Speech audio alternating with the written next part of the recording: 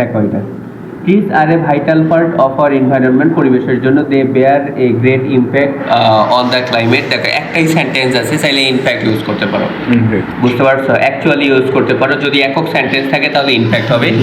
Dash we are not kind বা careful about them, এটা but হবে। যদি কোনো সেন্টেন্স একটা সেন্টেন্স থেকে আলাদা নেগেটিভ বোঝায়, বাট ইউজ করবা। We are not kind and careful about them.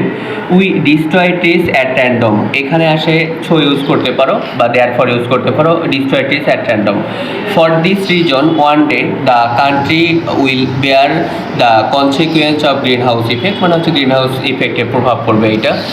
Dash ours is an agricultural country, our economy depends on agriculture. দুইটা সেন্টেন্স আছে, দুইটা সেন্টেন্সের শুরুতে অ্যাজ হয়, বুঝতে পারছো? দুইটা সেন্টেন্সের শুরুতে কি হবে?